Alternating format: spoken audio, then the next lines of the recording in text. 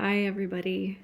Today I am here to talk about spirit and the importance of tending to our spirit when we're talking about healing and when we're talking about holistic health and holistic medicine. And I think that this is something that gets quite overlooked. What I see is that in a lot of holistic healing modalities, there is not very much of a paradigm shift. We're still taking the same exact health paradigm and we're just switching out pharmaceuticals for supplements and herbs. But we have the same mindset. We're not tending to our lifestyle. We're not cultivating different relationships in the world. And for a lot of people, they just simply don't see the outcomes that they're wanting to see, and they're not meeting the health goals that they want to meet. And lately, what I've been hearing from people that I work with one on one is a lot about being under high stress, feeling a lot of disconnect. Some people are experiencing isolation or loneliness. Some people are just feeling a lot of sadness or dealing with personal anxieties and stress levels. And really, I think overall, I'm seeing this lack of connection. And it's not so simple as to say that connection is one thing, but what I see in people living in modern society with our modern lifestyles is that one, we are disconnected from natural rhythms. So people who are indoors a lot aren't getting a lot of exposure to natural lighting, aren't really experiencing and tuning into the seasonal shifts and spending enough time recognizing how that impacts their own bodies.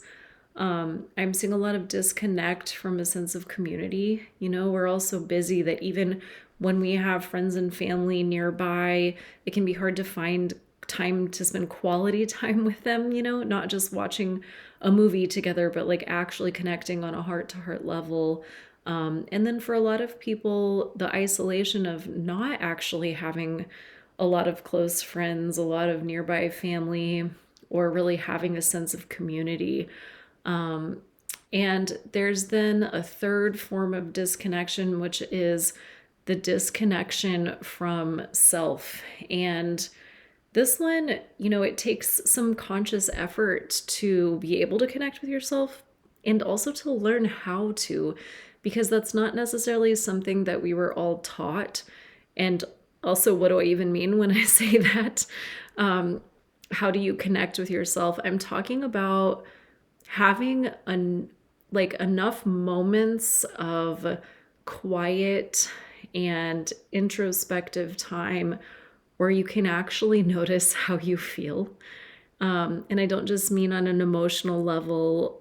I mean, that's important too, but let's start with noticing how our bodies are doing, how is your pain compared to yesterday? Are you tuned in enough to know how your joints are feeling today?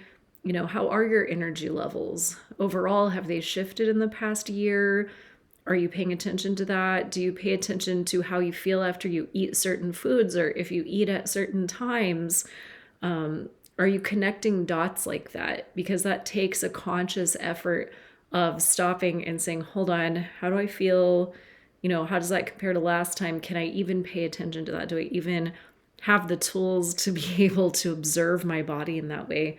And then in a bigger picture, observing yourself emotionally and energetically, like noticing, oh, interesting, I'm very irritable today, and that's not usual. I wasn't like that yesterday. I wonder what's going on. Or noticing that you're feeling sad lately. That takes a sense of self-awareness that we don't all take time to cultivate. And so I feel like these points of connection and this aspect of tending to one's inner being are so key on the healing journey, and no one's talking about it. They're getting overlooked. And, a lot of people come to me just wanting the herb that's going to fix everything. And there's not one. No herb is going to fix everything. If you're disconnected from your inner being, from your spirit, from your soul, if you're not finding that deeper connection in life, then it's really hard to have a sense of wholeness and a sense of optimal health in your overall situation. So, what are some things that you can do to move in this direction to nourish the spirit, to nourish that deeper connection of being? Honestly, unplugging. So, putting down the phone, stop scrolling social media, stop reading the news, consciously taking time every single day to disconnect from devices. And so for some people, that might be quietly sipping a cup of tea. Other people might go on a walk outside without headphones. I can't tell you how many people, when I'm walking out on trails, are just blasting music, podcasts, headphones in. That's not what I'm talking about. We're removing the external stimulus here. So, quiet time in nature, going on a walk, even just standing outside and looking at the sky and taking 5 deep breaths. For some people, this might be consciously sitting down and journaling, getting your thoughts down on paper. It might look like lighting a candle and taking 3 deep breaths and just having a space and a moment. And so, building in these spaces throughout your day to invite the quiet and the stillness, often that automatically allows us to start connecting on a deeper level because we've taken away all of the external chatter. And so now that internal space is accessible to us. So, this could be a way for you to connect with your religious practices. So, taking time to pray can be a way to connect with spirit if that's something that you do in your daily life. Doing some stretching or movement or yoga practices can be a way to connect with your body and start noticing how you feel.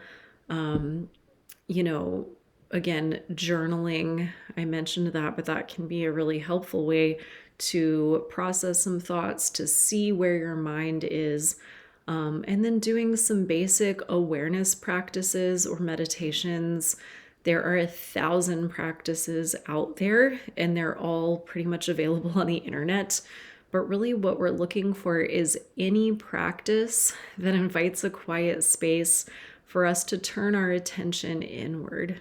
And the more that we place our attention on something, the more that it meets us.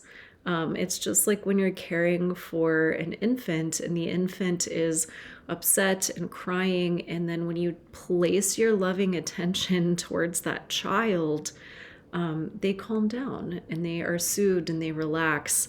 And so we can think of ourselves in that way when we place our own loving attention on ourselves and our own inner being, those places in us that might be screaming or hurting or irritated, they can be soothed and they can be relaxed.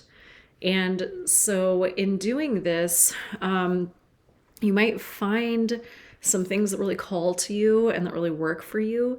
And maybe even you can seek out community in these ways.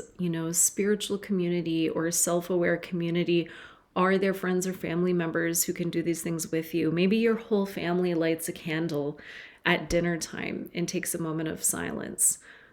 Maybe everybody does some stretching before bed, right? And so now we're inviting in this interpersonal connection that builds on cultivating that space for inner connection. Maybe you find spaces in your larger community to cultivate more mindfulness and more mindful spaces. So maybe this just means doing some breathing practices together with your group, with your community. Maybe this means doing some silent sitting in nature, some forest bathing with your community, with your group. If you don't have a community or a group, you can always find groups that do encourage and teach these practices. Looking on meetup.com, you can often find people doing all sorts of things in the world. So there are ways to connect with others through that space as well.